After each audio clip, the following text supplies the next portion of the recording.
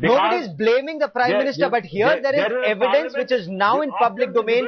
Headlines today, Saifuddin Soz, headlines today has documentary evidence of that secret note that was written by Pranab Mukherjee to the Prime Minister in response to a question. And Sandeep, yet that warning was ignored.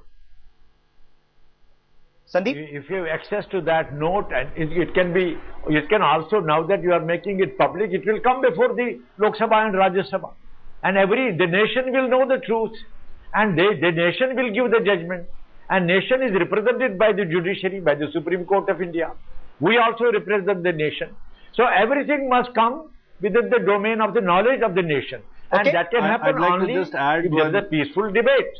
Okay. I'd just like to add a limited point that while Pranab Mukherjee wrote this letter on the 26th of December, the Public Accounts Committee report, which is also out in public domain more or less, says that this note was submitted to the Prime Minister for his consideration on 7th January 2008. So I'm curious to know why a note that was written by the External Affairs Minister in his capacity as the head of the GOM on the vacation of Spectrum was given to the Prime Minister finally on the 7th of January.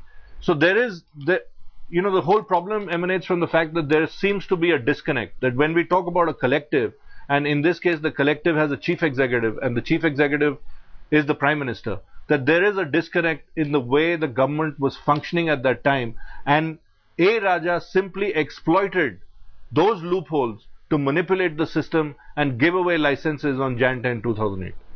Well, this is one story we'll be tracking very, very closely. We'll unearth the truth. We got you that secret note that Pranab Mukherjee wrote to the Prime Minister. We have that CAG report with us. There's much more on this big story. But for the moment, Saifuddin Soz, Tarun Vijay, Kalikesh Narayan Singh Deo and Sandeep Bamzai, many thanks for joining me here on Center Stage.